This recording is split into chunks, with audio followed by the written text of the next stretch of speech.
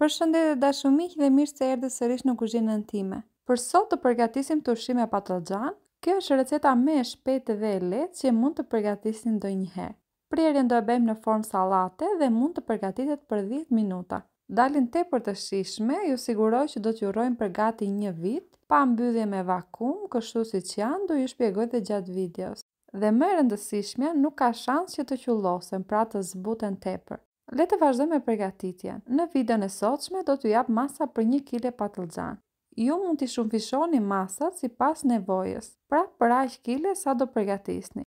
Vazhdojmë i presim në formë sallate ose sipas dëshirës.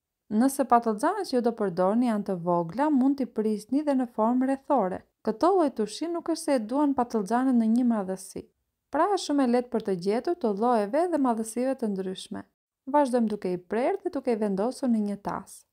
Pasi që kemi përfunduar prerjen, shtojmë 1 lugë gjelle krip dhe mbulojmë me ujë të nxehtë që sapo ka marrë val. Do vazhdojmë të largojmë hidhërimen e tyre, kështu që do na dalin tepër të shijshme dhe nuk do kenë as pak hidhërim.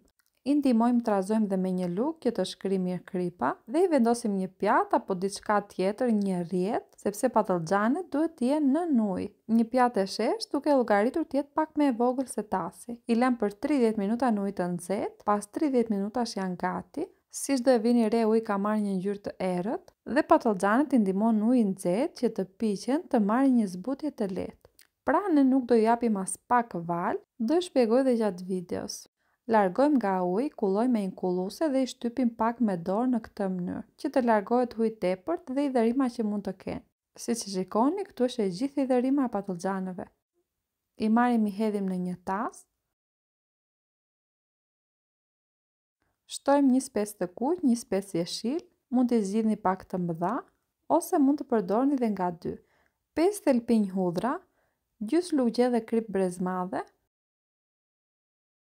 2 lugë gjelle vaj ulliri, do e shtojmë në këtë pikë sepse duam patlıxhanet të qëndrojnë për disa orë me vajin. Vazhdojmë i përziejmë mirë. Dhe ja, pra i kemi gati. Unë kam përdorur 3 vazot, 2 vazot e mëdha nga 500 ml, ndërsa e vogla 250. I kam larë mirë dhe i kam sterilizuar. Sterilizimin mund ta bëni shumë lehtë, duke parangrohur furrën në 150 gradë, vendosini vazot përmbys në zgar dhe do i lini për 10 me 15 minuta. Më pas i largoj me kujdes dhe i lëm të ftohen për pak. Ky është sterilizimi më i shpejtë që mund të bëni. Vazhdoj me mbushjen e vazove, siç e keni vënë re në për turshira të ndryshme, unë përdor gjethe hardhie, pra gjethe rushi. Sigurisht kjo është opsionale, nëse nuk keni nuk ka problem. Por duhet të dini se gjethja e rushit jep një shije të mirë patlıxhaneve. Dhe tani do i lëm në njam për 24 orë dhe pas 24 orësh do bëjmë përgatitjen e shëllirës. Për këto masa më nevojiten 600 ml ujë, filxhanet që po bëj matjen janë 250 ml dhe kam shtuar 2 filxhane gjys. Për 600 ml ujë më duhet 1 lugë gjelle plot me krip brezmadhe. Është më se mjaftueshme sepse përveç se i lash patlıxhanet në ujë me krip, gjithashtu dhe ju kam hedhur dhe gjys lugë gjelle brenda. Do na nevojitet uthull, mund të përdorni të bardhë ose me ngjyrë. 5 lugë gjelle uthull dhe 1 lugë kafe sheqer. E vendosim në zjarr derisa të fillojë të vlojë. Ja, pra ku i kemi patlıxhanet pas 24 orësh.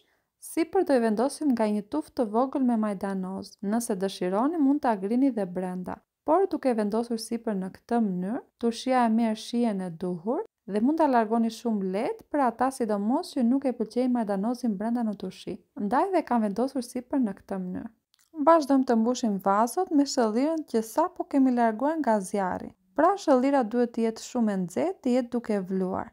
Nëse keni dëshirë të bëni mbyllje hermetike, pra mbyllje me vakum, kështu siç janë vazot të nxehta nga shëllira, do i ktheni përmbys, do i mbuloni me një pecetë të ngrohtë dhe do i lëni ashtu për 24 orë. Më pas i keni gati, por gjithsesi nuk është se është e nevojshme për t'i mbyllur me vakum. Ndaj unë i kam ruajtur në këtë mënyrë.